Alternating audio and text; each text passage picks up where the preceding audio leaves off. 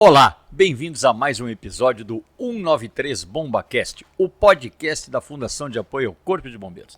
Aqui você ouve sobre os bastidores do Corpo de Bombeiros, ouve muitas histórias e histórias como essa que ouviremos hoje.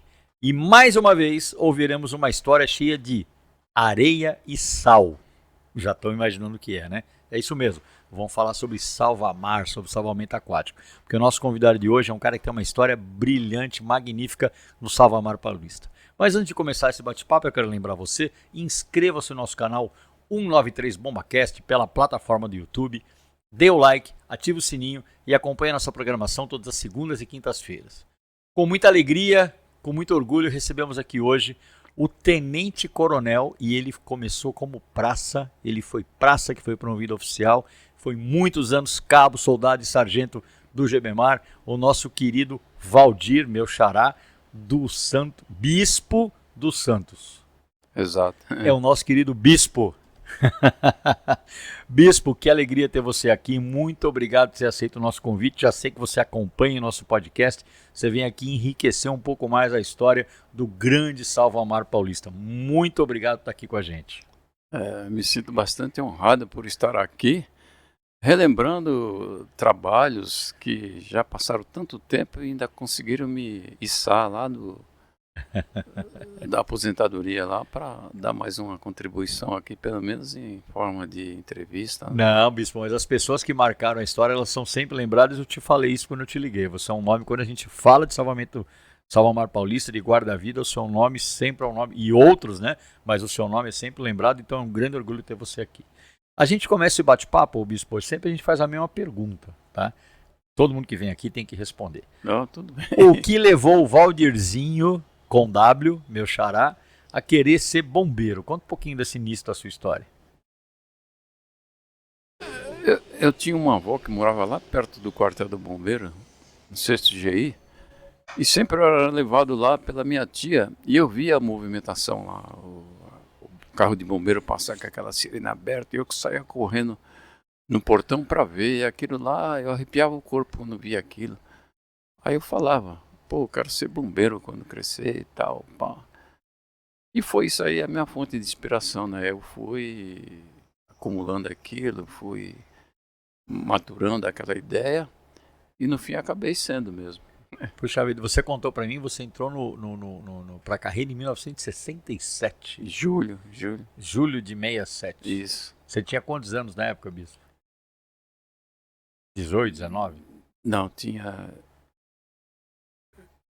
20 anos de idade. 20 anos de idade. 20 anos. E, então você era um caiçara, porque você é natural do Guarujá, Exato. que viu o bombeiro, se inspirou no bombeiro e quando teve a oportunidade, ingressou na carreira. Ingressou, me identificava muito com aquilo ali, né? Aquela apagar incêndio, salvamento.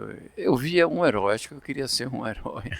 Embora, na verdade... Um herói de verdade, né? Não um super-homem. Embora, na verdade, não é nada disso. A gente nasce com alguns pendores, alguma vibração, alguma energia naquele setor e a gente vai e tenta conseguir, né?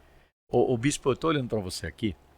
Eu te conheci quando eu cheguei no bombeiro. Você era aluno do CBO, né? Você era subtenente, foi promovido a tenente e, na época, os oficiais QA, hoje não mais, infelizmente, faziam o CBO porque continuava sendo operacional. Então eu te conheci terminando o CBO e eu chegando aspirante da academia. Eu olho para você, cara, eu enxergo o mesmo cara. Qual é o segredo para se manter bem desse jeito? Você tá magrão, você já era magrão na época, bem preparado, mergulhador. Qual que é o segredo, Bispo? Não tem segredo, nunca mexi com nada. Eu acho que é o metabolismo do corpo, né? Sei lá, nunca tive problema com maior peso, menor peso. Apesar que, não tanto agora, mas no bombeiro eu pratiquei muito esporte, muita corrida, muita natação. Então, sei lá, meu corpo acho que se adaptou. Não, isso eu tenho certeza, Bispo, porque eu me lembro de você já primeiro tenente ou capitão ainda no bombeiro, né? E você participava das travessias de Jacareí, participava da Wagner Memela. Pô, nessa época você já tinha com certeza quase perto dos 50, né? Se eu não me engano, 40 e lá vai fumaça. E você fazia os biatlon, fazia a natação, tanto a Wagner Memela quanto a travessia de Jacareí. Você sempre foi um cara muito ativo, né?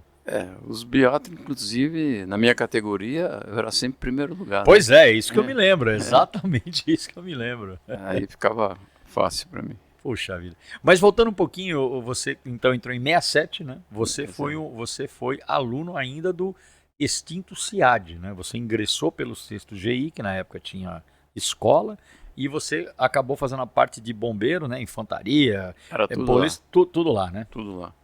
Fiz no SEAD. Você lembrou de um nome agora há pouco aí, que foi um cara que marcou a época no CIAD. Você falou o nome de um oficial. Você lembra quem que você falou? Coronel Herculano. Coronel Herculano, que já não tá mais entre Na nós. época ele era capitão. Era capitão, né? Caramba, isso faz tempo, hein, Bispo? Faz tempo. Puxa vida. E de lá você foi direto para o Salvamar. Na época era terceiro GBS, como é que chamava? Sexto GI. Sexto GI. O sexto GI que fazia também a prevenção. Como é que era o serviço de prevenção nessa época, Bispo? Estamos falando do final dos anos 60, né? Ainda na época da Força Pública. Como é que era isso daí? Olha, o que diferenciava aí são os equipamentos que tem hoje, né? Naquela época era mais na raça. E a área que a gente cobria para fazer essa prevenção, resgate, salvamento, era uma área menor. Era Santos, São Vicente e Guarujá. E esporadicamente, quando era solicitado, fazia Manganguá, Itanhaém, mas era solicitado, né? Por casas essas casas que tem esse pessoal que precisa de um apoio deficiente e tal, né? Não tinha prevenção rotineira, não existia? Não tinha. Era fim de semana só, sábado e domingo. E eu fui um deles que, por ser o mais moderno, assim dizia o sargento lá, que eu era o mais moderno e solteiro. Então, todo final de semana eu estava escalado lá, eu e mais um. Mongaguá, Itanhaém, lá no fundão do Litoral Sul. Ia para lá. Mas não achava ruim, não. Mas eu, Bispo, eu entendo o que você está falando, porque eu passei grande parte da minha infância e adolescência no Litoral Sul, né? Meus pais tinham uma casa modesta no Litoral Sul, onde é a Vila Caiçara hoje. Eram quilômetros e quilômetros de praia que não tinha nada. Né? A Mata Atlântica, ela ia, por incrível que pareça, né? Hoje é até estranho falar isso, mas a Mata Atlântica ela encontrava o mar, porque você não tinha nada. Era nessa época, nesse contexto que você estava lá, né? O Jundu ainda estava vivo lá. Era semi-selvagem ainda, né? As praias. E a gente fazia lá, era um determinado grupo, aí a gente ia no sábado de manhã, ia de trem, dava uma passagem. Tinha o trem, né? Naquela estação lá de Santos, né? Pegava o trem ali e ia embora para lá, cedinho, aí dormia lá no posto, no outro dia trabalhava também, depois ia embora. E era praticamente final de semana e um pouco mais de movimento na temporada, né? No verão, que muita gente ia para lá, mas tudo muito precário. Existia já naquela época o turismo de um dia, né? De ir e voltar, né? Nessa região aí. Isso aí eu não percebia, eu estava ligado só no que eu ia fazer lá. Ô Bispo, fala uma coisa para mim. E o equipamento? O que você tinha de equipamento para trabalhar na praia nessa época aí? Eu tinha o uniforme, né? Eu tinha o apito e a nadadeira Swiss Fins, uma nadadeira amarela, pesada, mas era muito boa para tração, né? Só isso. E eu podia incrementar alguma coisa por imaginação nossa, pegar, como é que se fala? Boia. As câmeras. O Coronel Vilela falou pra gente, câmera de lambreta, né? Usava muito, né?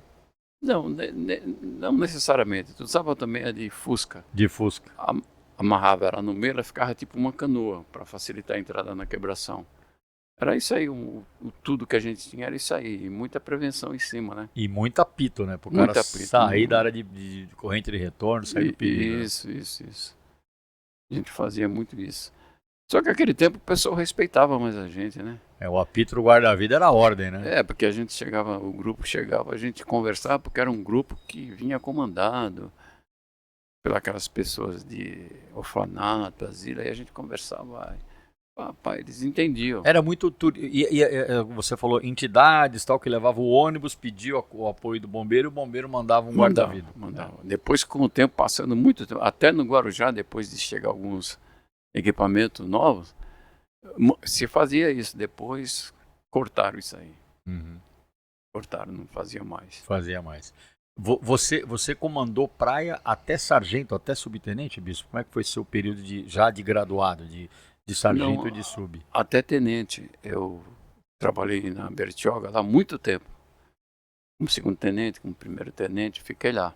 Eu fui promovido, eu estava em Bertioga, capitão. Uhum.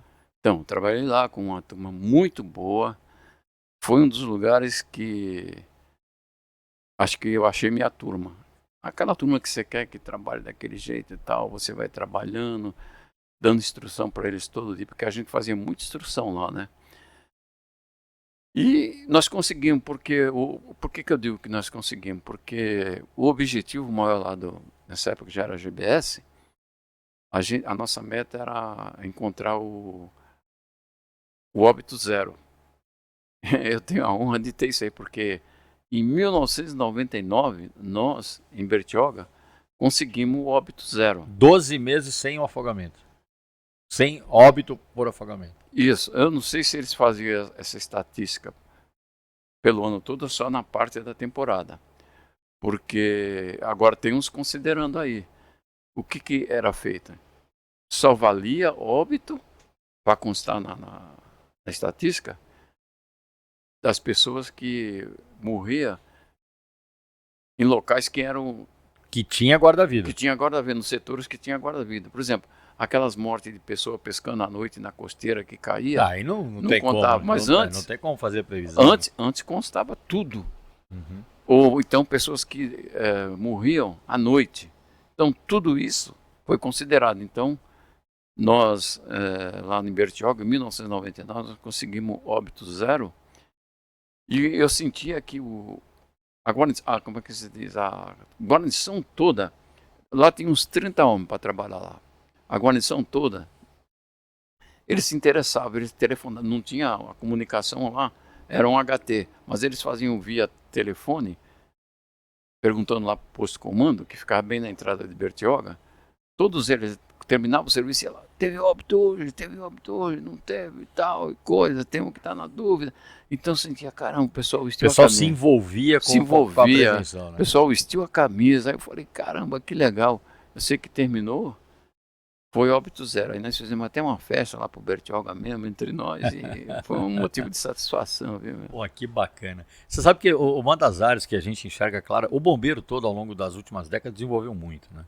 Mas quando a gente olha especialmente pro Salvamar, né, hoje o GBMar, a gente vê a evolução que teve, né? E eu acho, agora puxando na memória, o começo dos anos 90, né, e toda a década de 90, foi uma época muito rica para o salvamento, porque recebeu muito. Acho que foi a primeira vez que o GBMar, não só o GBMar, mas como toda a polícia, como todo o Corpo de Bombeiros, recebeu muito equipamento. Isso acho que foi uma fase muito marcante, né? Do governador Quércia. Exatamente. Fala um pouco sobre esse período aí.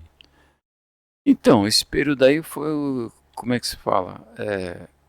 Uma transformação que houve, porque chegou moto aquática, botas infláveis bastante. Olha, uma série de... Os dois navios, né? É dessa época também, o comandante Antioli, o comandante Fleury, começo dos anos 90, né? Eu não tenho muita certeza, mas parece que foi, porque Sim. Puseram até o nome dele lá no... Isso, um deles é comandante Fleury, exatamente. Fleury. Mas foi então, aí a tropa foi sendo preparada para usar aqueles equipamentos, né?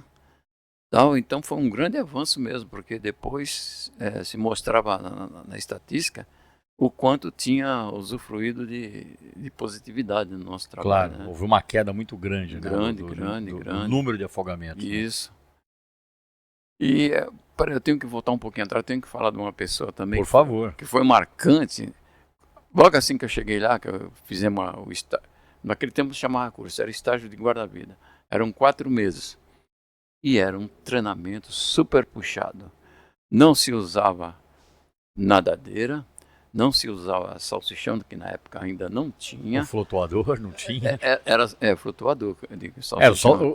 Entre nós a gente chama de salsichão. Então, tinha um puta de um treinamento de manhã ao final da tardezinha. Físico bastante intenso. Era o dia todo. Quer dizer, a gente fazia de manhã, 11h30 a gente parava, a gente ia lá para o CCGI, condução própria, ou pegar ônibus, fardadão, né? Naquele tempo não tinha problema de andar aí, nós não éramos visados. Ia para lá, almoçava, voltava, aí 2 horas da tarde começava o pau de novo. E assim por 4 meses. Então tinha um instrutor também que marcou muito, que foi o Sargento Ivan. Ele falava assim para nós: olha, a gente vai para o mar quando o mar estiver bravio mesmo, bravo mesmo. Quando o mar chega, o dia que a gente chegava lá e o bar estava manso, ele falava: não, piscina por piscina, nós vamos para a piscina para corrigir o nado. Aí a gente ia lá pro Tumiaru, um clube lá de São Vicente, ficava treinando lá natação. Corrigindo os defeitos e tal. Por exemplo, eu nadava com a cabeça para fora, eu tinha que corrigir isso, né? O estilo caiçara, né? O estilo caiçara. Aí, não vou dizer que a gente chegou aos 100%, mas melhorou bastante. Aí quando chegava lá com o mar, ele falou: é hoje. E o nosso meio nós também tínhamos um meio muito conhecido de entrar no mar e sair, transportar, chamava-se Sandolim. Não sei se você já escutou. Já, o Coronel Vilela falou, explica de novo o que é o Sandolim aí. Olha, vamos supor, 2 canoas paralelas assim, e no meio tinha uma espécie de um trapiche assim que segurava. 2 remos. E 2... Você tem imagem disso? Você tem alguma imagem disso, Bispo? Não tenho ainda. A gente vai pesquisar na internet, vamos colocar na edição aí, anota pra gente não esquecer. Sandolim. Rapaz, e aquilo lá, o camarada, para entrar no mar com quebra-braço, ele tinha que ser forte. Tinha que ser um forte, bom remador, né? Um bom remador, tinha que ter um emocional forte, um psicológico forte, porque aquilo lá costumava virar.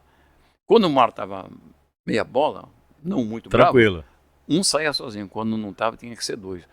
Um na proa. Para ele não emborcar? Fazendo poita. O remador aqui. E era em conjunto. O cara sabia a hora, ele tinha que remar na hora que ela estourava, caso coincidisse, né? Senão virava. Senão virava.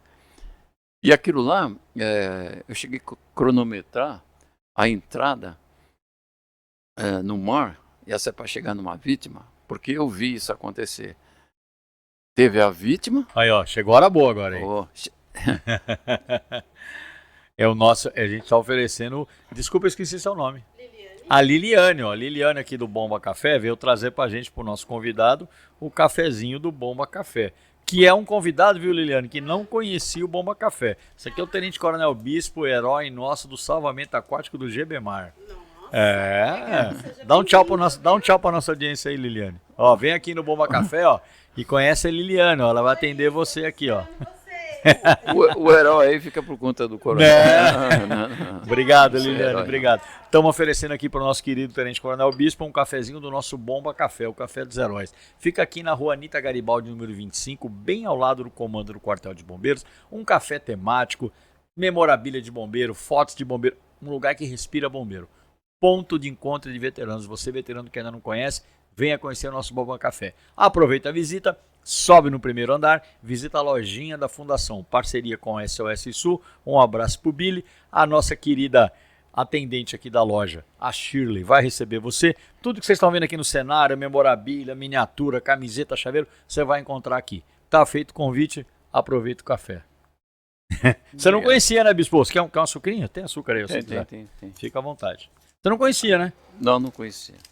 Fiquei conhecendo quando você fez aí o BombaCast com o Coronel Vilela. E você viu, né? Falei, caramba, que legal, não sabia que tinha. Mas vamos lá, enquanto a gente toma o nosso cafezinho, você falava aí do salvamento que era feito com o Sandolim, é isso? Nem sempre, porque Sandolim também era escasso. Era um por praia, um aqui, outro lá longe, então. E nem eu te falei, aí uma vez, fazendo prevenção, deu um salvamento. Aí correu um por terra, né, aliás, da zona de mar, da areia, foi com a nadadeira em direção à vítima. E tinha um outro colega que era exímio, chamou-se Sargento Roberto, ele era exímio no remo. No remo aí. Aí eu vi ele entrar, aí eu fiquei observando, né? Ele chegou primeiro, ele saiu por último e chegou primeiro na vítima. Tinha habilidade na condução da embarcação. Eu falei, caramba, não tinha percebido até então que aquilo lá era tão ágil assim, porque... Mas era a habilidade dele, né? Não, era porque é movida a remo, palamento. Palamento a dupla, né? Dupla. Ele entrou e então eu falei, caramba... E como é que punha a vítima nesse negócio aí? Como é que funcionava? Ele fez o seguinte, ele foi, aí ele manobrou lá, pegou de lado, a vítima não estava na situação de estar afundando, né? A vítima estava numa situação boa, só tinha sido desgarrada pela correnteza. Ele passou o braço, jogou em cima da coisa, mandou ele se segurar naquele que une Une as duas canoas, né? As duas. é, Ah, deixa eu ver. O nosso Miquel aqui tá trazendo umas imagens aqui. Ah, eu acho que é isso aqui, né, Bispo? Depois a gente coloca na edição. É isso aqui, a embarcação? Essa foto não tá boa, Miquel. Essa foto aqui, os caras estão na frente aqui, pô. Eu acho que é o que ele tá falando, mas vê se você acha uma melhor aí, pô. Deve ter. No próprio arquivo que o Coronel Vilela mandou pra gente, deve ter aí. Então eu fiquei, caramba, que legal. Eu falei, pô, Roberto, tá de parabéns. Caramba, isso é mais rápido. Ele falou, tu não sabia? Eu falei, não sabia. Hoje eu prestei atenção nisso aí e descobri que é mais rápido. E realmente, agora não é todo mundo que poderia. Não, ele demanda uma habilidade muito grande do remador, né? Do guarda-vida. E né? tem que ser forte. Você sabe quando é que eu vi isso aí, ô Bispo? Eu nunca fui guarda-vida, eu nunca trabalhei na praia. Mas claro, de ver, né? Quando eu estive na Austrália, faz muitos anos, eu vi numa praia da Austrália esse tipo de... os guarda-vidas da praia na Austrália usando esse tipo de embarcação. Eu vi. Já que você falou nisso, eles estiveram aqui. Eles trouxeram o salvamento com surf, prancha de surf. Nossa! Que foi outra inovação, né? O pranchão, né? O pranchão. O pranchão. É mais rápido que o sandolim ainda. É incrível. Você pode sair na frente, ele entra, depois vai lá, pega e volta e você ainda está nadando para chegar na areia. Bom, é usado até hoje. O sandolim foi abandonado, mas o pranchão ainda é uma ferramenta de salvamento aquático até hoje na praia. E também tem que ter uma certa habilidade. Sim. E outra, ela dá um suporte muito grande para começar já o tratamento do afogado na água. Ainda na água trazendo parede. Né? Você pode, porque às vezes ele pode estar só com as vias aéreas com bloqueio, às vezes você num sopro... Liberando as vias aéreas, ele recupera. Você faz a extensão aqui, ele já volta ao normal, volta a respirar. Então é uma coisa show de bola aquilo lá, viu? Não, tanto é que é uma ferramenta importante do salvamento na praia até hoje, né? É importantíssimo. Então, como digo, a nossa escola antigamente era assim, bem no, como é que se diz, na raça mesmo. Então a gente fazia tudo aqui. E, olha, 4 meses de treinamento físico intenso. E vou te dizer uma coisa, hein? Às vezes o elemento nós treinávamos muito subir na costeira. Isso eu vi o treinamento. Isso aí é que é foda, né? Isso.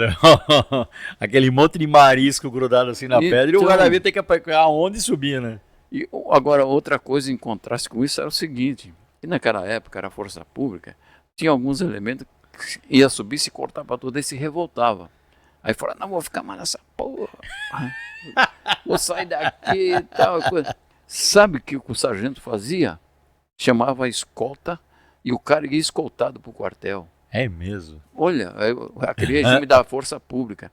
Eu falei, caraca, o negócio aqui... É sério o negócio Não aqui. sei se ele queria dar exemplo, sei que o cara ia. Depois eu fui perguntar, ele falou, não, o médico livrou nossa cara lá, era o capitão Tulha. Atendeu ele, mandou fazer tudo aqueles negócios e quebrou esse negócio da punição. Da né? punição. Mas o cara saiu do curso, né? Saiu do treinamento.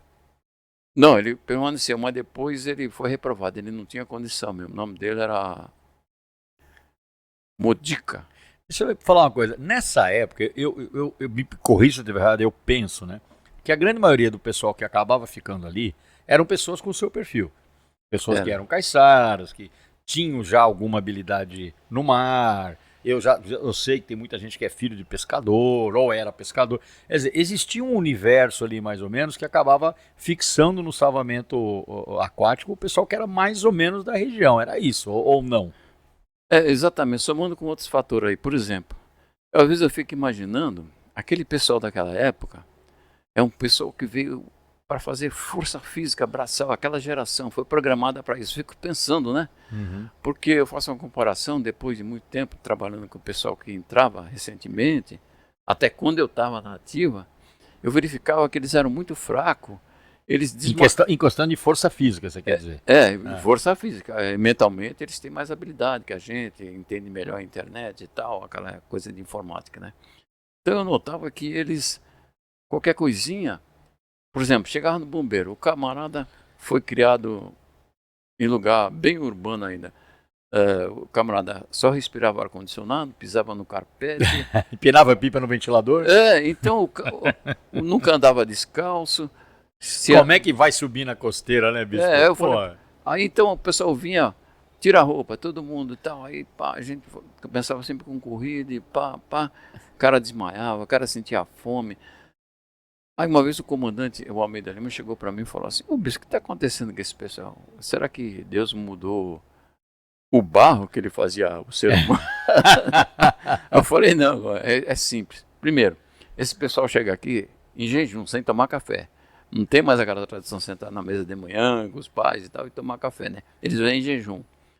Aí chega aqui, vai para esse desgaste físico tremendo, né? O camarada aí conta essa história, o camarada só respirava ar-condicionado, pisava no carpete, não andava a pé, andava sempre, no mínimo, numa moto do pai, uma bicicleta, um carro. Então, estava perdendo a rusticidade. Isso, perdia tudo isso aí.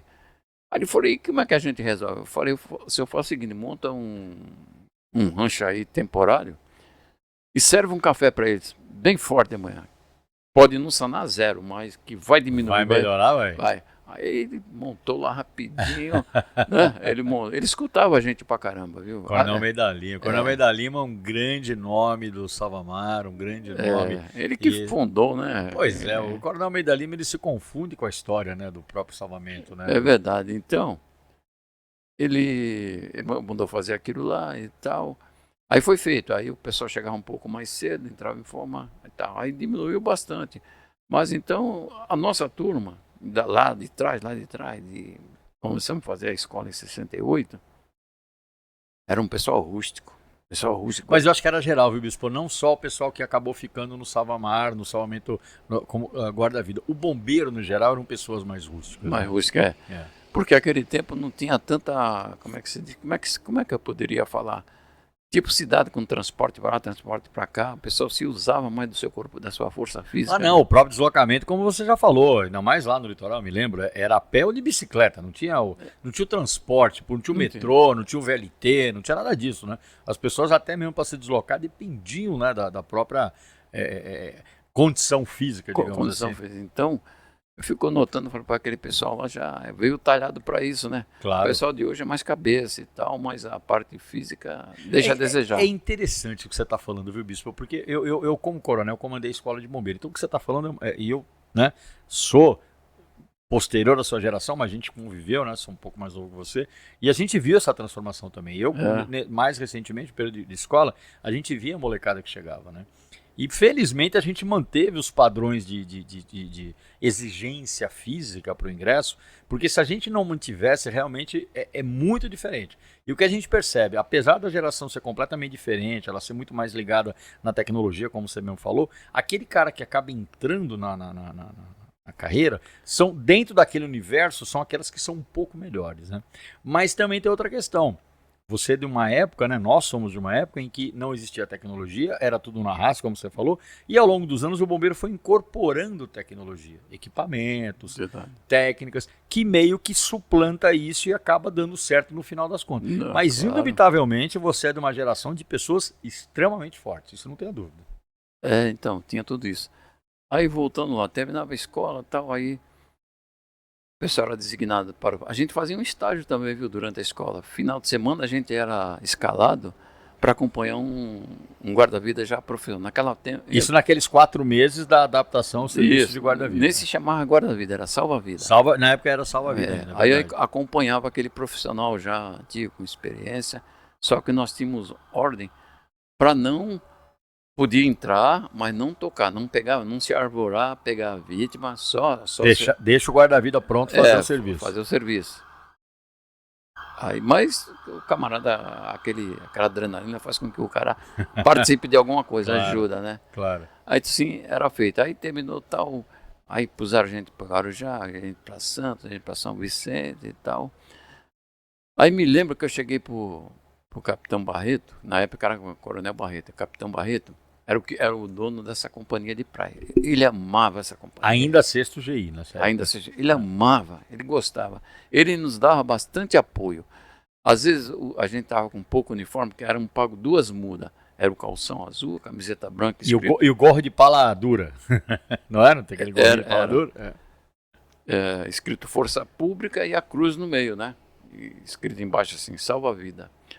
Quando estava já a desejar aquele uniforme, a gente levava o conhecimento dele, ele vinha aqui em São Paulo e trazia um monte de peixe aqui para os coronéis, e ele conseguia, ele levava um caminhão chapado. Aí ele gostava de mostrar o que ele fazia, ele reunia à noite, ele falava reunião para todo mundo, quem está saindo, pessoal, mas quem está saindo? Pagava o uniforme novo para todo mundo. Todo mundo aqui. Aí pagava, mandava lá o almoxerifado pagava e tal, e todo mundo feliz. Mas ele gostava. Ele não saía da praia, era para lá, era para cá. Pouco ele ia no quartel. Agora, depois vieram outros, né? Ele teve um problema lá, inclusive, ali na ilha Urubuquixaba, não sei se você já viu falar. Conhece Urubuquixaba? Posto 1. Posto 1.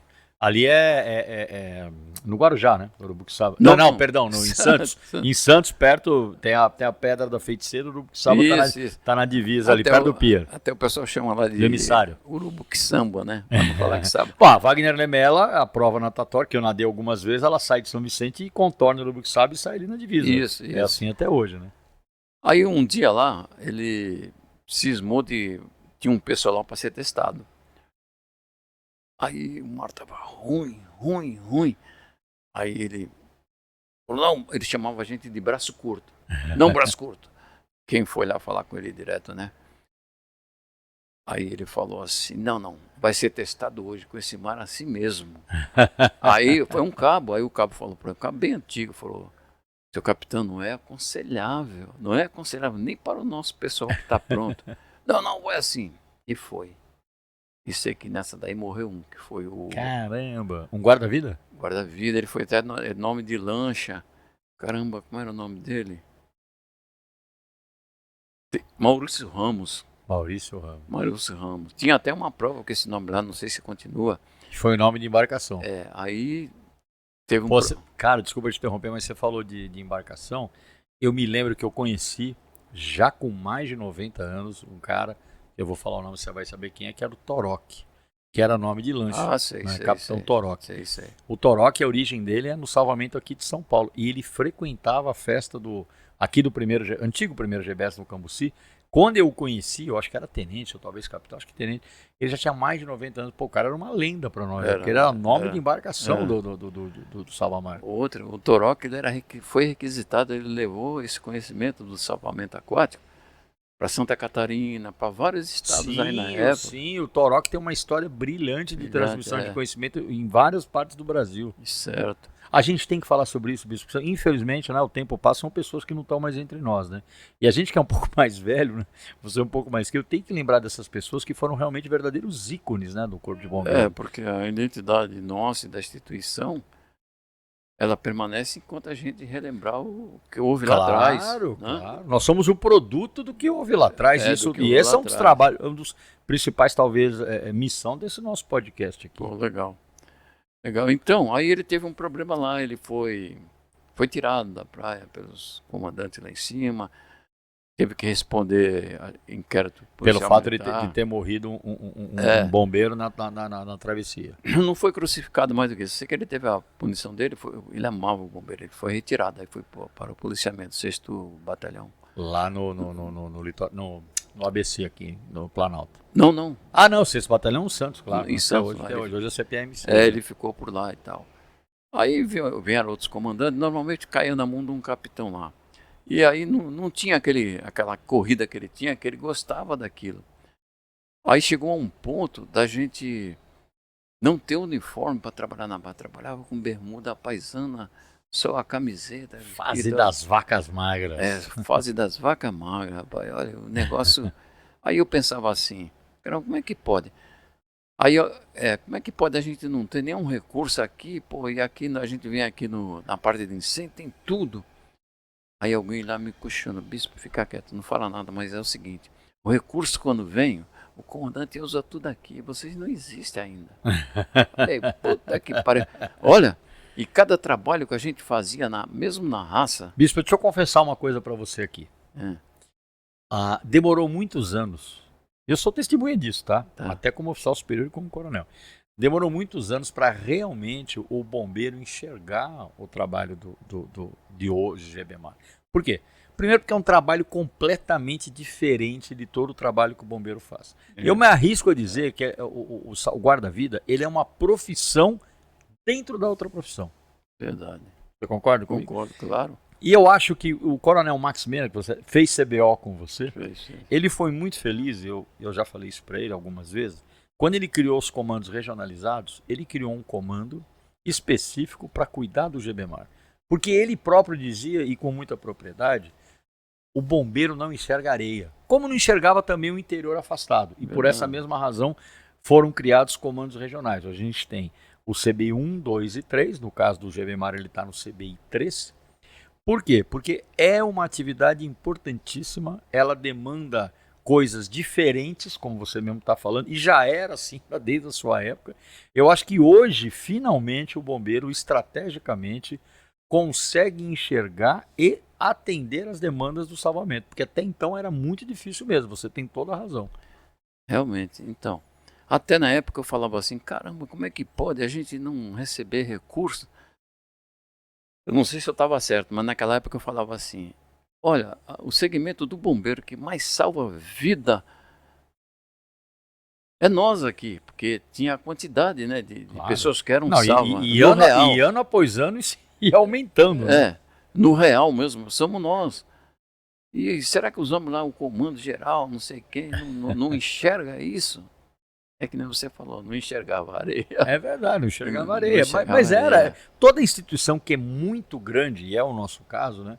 Muitas vezes ela tem zonas, né, que é difícil enxergar. E precisa realmente haver uma reengenharia, né, uma readaptação da organização, da gestão, para que essas áreas não fiquem obscuras. E isso é uma busca constante do bombeiro. Eu acho que hoje, assim, até eu não enxergo, estou aposentado 1 ano e meio, finalmente o bombeiro, não que nunca tinha mandado recurso, até porque nós já falamos nos anos 90, quando comprou navio, comprou um monte de coisa, mas ainda assim, né, você faz um grande investimento, mas não é só aquele grande investimento, você tem que ter constantemente, né, como você está propriamente dizendo, você tem aquele olhar, aquele recurso que chega sempre, né, não pode ser só uma vez ou outra, tem que ser o tempo todo, né. E promover os cursos para habilitar dentro daquele equipamento e tal.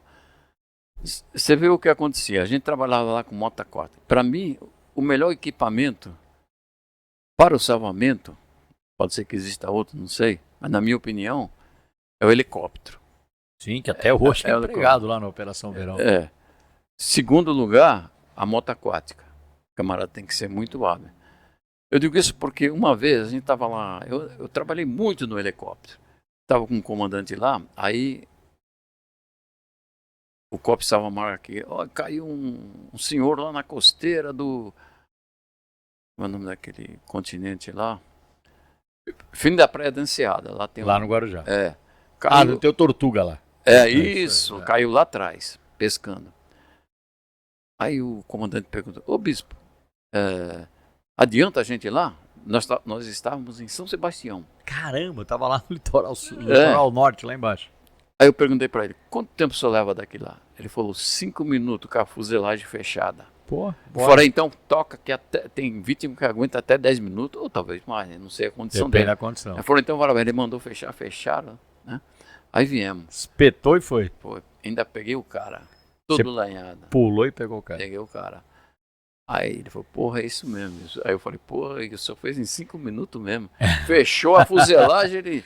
Vai, mancha pra frente e vai embora. Faz uma linha reta, né? Não faz a curva do litoral, né? Faz uma linha reta. Eu tenho certeza que você deve ter na sua memória, você trabalhou muitos anos no helicóptero, né? Que é um fantástico. Você tem na sua memória acredito que inúmeros salvamentos. Você acabou de relatar um pra gente que, pelo seu próprio relato, foi uma coisa que marcou você. Tem algum outro que te marcou, que você lembra de vez em quando, nesse mesmo espírito que você contou pra nós aqui? Não, o que marcou foi por causa da distância e a rapidez que ele falou, chegou, ele tinha noção, né? Aí fiz vários mesmo, salvamento trabalhando no helicóptero. Porque fazer salvamento com o helicóptero é o salvamento mais fácil. Você chega pula em cima da vítima. Isso aí, chega em cima da vítima, você pula, né? Nadadeira, salsichão, pega na mão e em seguida já tem Pulsar. Aí você vai e coloca dentro. Pulsar aquela rede, né, que lança do helicóptero, vai você e a vítima, o helicóptero leva até a areia. Aí tinha aqueles novatos que chegavam, oficiais mesmo, chegavam lá. O Palumbo foi seu novato, né? Palumbinho, você é recruta do Bispão aqui, pô. Aí eles faziam um salvamento desse, né? Aí saíam falando pra todo mundo, pô, fiz um salvamento. Aí eu pensava assim, puta, mas se eu falar a verdade pra ele, ele vai ficar chateado. Pô, eu quero ver sair lá da areia. Quero ver pegar na unha na costeira ali e trazer pra areia. Sair da quebração lá, como você fazia lá nos anos 70. E outra, não é só isso. Quando você sai da quebração pra pegar uma vítima, não é só você, mas você tem que ir monitorando. Tem que ir na natação ali, pra não perder, cabeça pra fora d'água. Pra não perder de vista. Que né? é uma outra natação, você nadar com a cabeça pra fora. Só quem faz sabe, né? E outra, você tem que estar com o emocional, o psicológico, o físico, de mão dada. Porque ali eu verificava o seguinte, tinha elemento que tinha um preparo físico bom, nadava muito melhor do que eu, mas ele não conseguia. Mas não tinha o emocional, né, Bispo? O emocional faz o cara o quê? Perder as forças. Claro. Então acontecia muito isso aí lá. Aí eu falava, caramba. Mas não podia falar pro cara, né? Tinha que ir treinando ele e tal. Outra coisa que eu descobri. Lá o pessoal que trabalhava na praia nessa época, eles pediam muito transferência. Aí o comandante de companhia me chamava lá e tal. Ô, Bispo, o que acontece? Os caras querem ir embora da praia, eles não gostam. Falei, comandante, posso falar umas verdades aqui? Ele falou, pode. Falei, é o seguinte... Isso na época do Almeida Lima ou antes disso? Almeida Lima já estava por lá. Mas não chegava no ouvido dele, tenente e tal. Sim. Aí eu falava assim, olha, aqui é o seguinte, só quem está aqui na ponta da linha é que sabe que convive com... Sabe o peso da marimba, né? Sabe o peso. Inclusive, quando eles pegavam confiança na gente, eles... Falava até do problema particular dele com a mulher, que ele não estava conseguindo mais ter relação, que ele passava por aquele estão, falou, o cara está traumatizado. E os caras lá queriam canetar os caras, achavam que era má vontade. Eu falei, não é. É problema familiar, né? Ele está traumatizado. É verdade. Ele está traumatizado. E o que tem que fazer só? Olha, nem eu tenho a resposta, eu sei a causa. A causa, agora... O tratamento, mas não é comigo. Aí mas, Bispo, você está falando uma coisa que é muito verdade, né? O comandante daquela época, ele era mais do que comandante, né? Ele era comandante, o verdadeiro comandante. Ele era comandante, amigo, confidente, não é? É verdade. Apoiador. Isso. Né? E aqueles oficiais e praças graduados que conseguiram entender isso, foram profissionais de muito sucesso. Realmente. Você concorda comigo? Concordo, porque aí eu falava, quando eu vi um soldado desesperado dizendo que quer ir embora, quer para outro. Calma, se eu conversa com ele direitinho, que se eu atingir o ponto, ele vai lhe confessar, ele vai, né? Aí isso pode empregar ele em qualquer lugar. E ganha uma confiança que excede, né? Ultrapassa o respeito da hierarquia, né? Entra num outro patamar. Né? Então tinha muito disso lá, porque quando o camarada ia num salvamento da Baixabu, ainda tinha a chacota dos companheiros. Pois que hoje chama bullying, né? Naquela época não chamava assim. Né? Mijão e tal, coisa, aqueles lances todos, né? A gente convivia com tudo isso aí. Então era muito gostoso, viu, rapaz? Eu gostava. Ô, Bispo, eu me lembro, já até te contei isso quando a gente estava batendo um papo antes da gravação, porque eu cruzei com você no CBO, né? Você acabando, eu chegando. E você, naquela época, o pessoal já chamava de roubá-lo. Por quê? Porque eu sei, né, que o seu hobby, você sempre foi um cara que fez caça submarina e você era muito bom nisso, né? Você tá caçando ainda ou já parou, Bispo? Não, eu não estou fazendo atualmente, porque cada minha mulher, eu não posso, só nesses casos assim. Mas para mim caçar não dá, porque... Mas foi uma coisa que você fez muitos anos, né? Fiz, porque foi o seguinte, quando eu cheguei lá não era o GBS ainda, né? O GBAMAR. Ali era espécie de uma companhia também. Então, tinha aqueles antigão que tinha esse hobby aí. Hobby não, fazia... Mergulhar e pá, matar peixe no arpão. Eu recrutão, via eles saíam, voltavam cheio de peixe. Aí via aquelas armas, eu falei, porra, como é que é isso aí?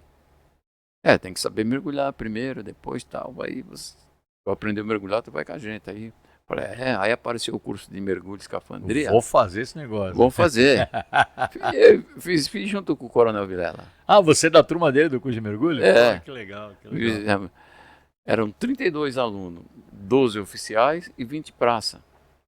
Aí tal, fizemos um curso e tal, aquela coisa toda. E fizemos no tempo do frio, hein? Sempre, eu fiz no frio também, eu sei o que É, isso.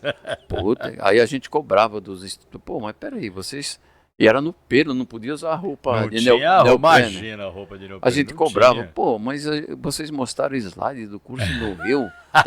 Lá a temperatura, por natureza, é sempre mais alta do que aqui. Os caras de roupa... Não, mas aqui é diferente, aqui é São Paulo. Aqui é no pelo. É, aqui é no pelo. Aí tá, aí fizemos o curso, aí tá, terminou o curso, tá, viemos embora. Aí eu falei, caramba, agora eu vou caçar, né? Aí comprei arma, comprei tudo e tal. Aí fui junto com os caras lá. Aí os caras tirando sarro comigo, né, os antigão. Ô, bicho, pra que tudo isso aí? Ah, vou caçar junto com você.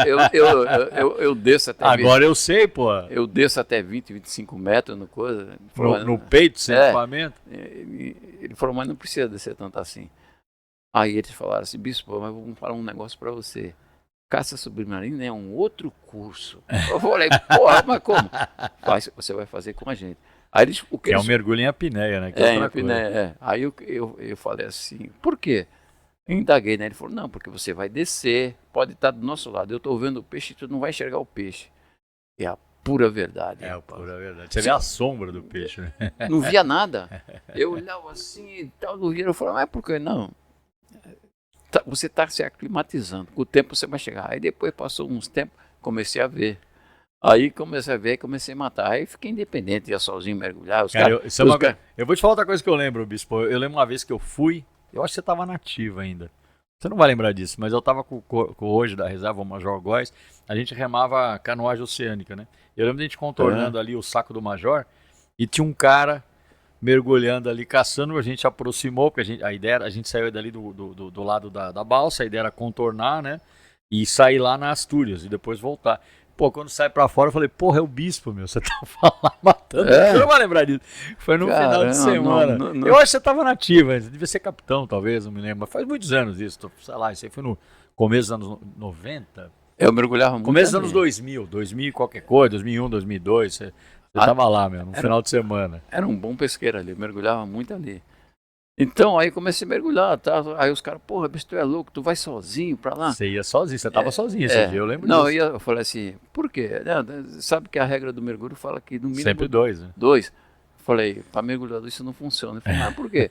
Porque se eu tiver um apagamento lá embaixo, o outro tá intertido lá na outra toca, eu vou morrer, ele não vai ver.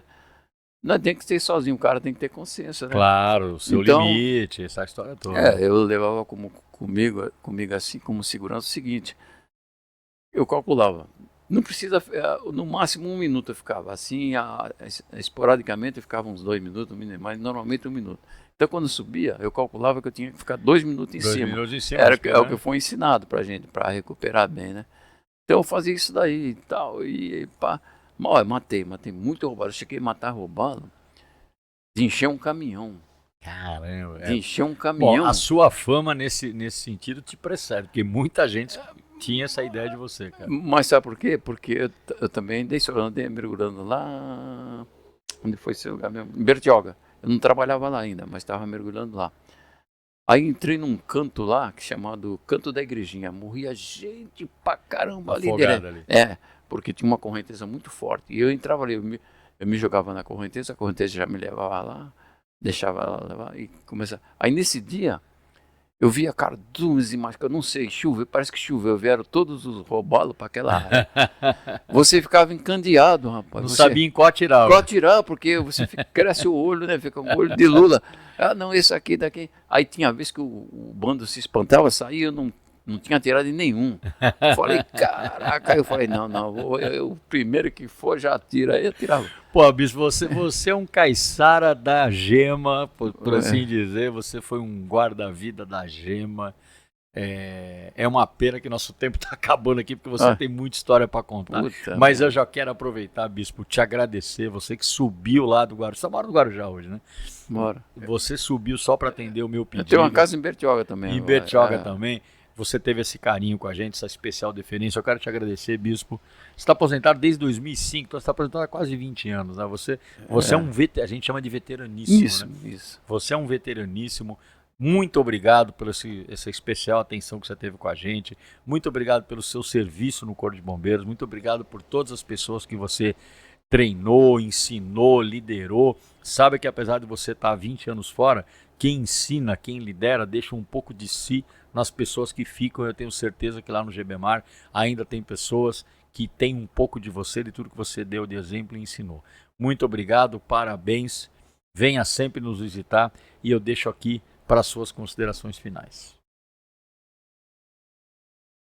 Isso é verdade. Então, gente, é um trabalho que nem o comandante nosso lá, Almeida Lima, falava pra gente, que aquele trabalho nosso ali era um sacerdócio. E realmente era, que a gente muitas vezes ia para casa pensando como melhorar aquela situação de salvamento que a gente fazia com tanto sacrifício, algumas, outras não. Isso era uma constante na nossa cabeça. Para dizer a verdade, eu não sei das outras pessoas, mas eu percebo em mim que naquele tempo eu dava mais atenção para o trabalho que eu fazia no bombeiro do que a mulher. Eu acreditava muito na mulher, deixava ela em casa e tal, né? Nem dinheiro para mim tinha tanto valor quanto o meu trabalho. Eu recebia o dinheiro que tinha que receber, deixava na mão da minha mulher e ela fazia a administração da casa. E eu só não queria falhar lá no meu trabalho. Me dedicava de corpo e alma. Acho que por isso que deu certo. Eu tenho certeza. E você deixou um exemplo de dedicação, de amor ao que você faz. Parabéns, viu, Bispo? Muito obrigado por você estar aqui com a gente. Venha sempre. E olha, vamos continuar contando a história da areia e do sal com outras pessoas. Eu que agradeço por estar aqui. Me sinto muito honrado. Olha, não tenho palavras para... Eu tenho palavra para você. Muito obrigado. Eu também. Obrigado. Obrigado.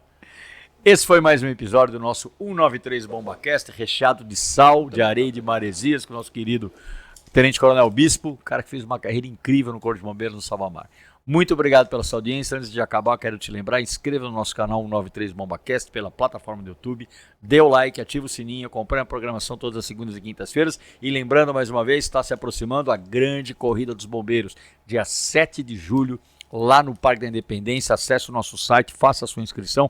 Queremos ver você, veterano, você, bombeiro da ativa, nessa grande festa esportiva do bombeiro. E no último sábado de julho também lembrar você, veterano, o grande encontro de veteranos da Escola Superior de Bombeiros. Reserve os seus convites, daqui a pouquinho já vai estar na plataforma também. Vai se programando aí. Muito obrigado e até a próxima.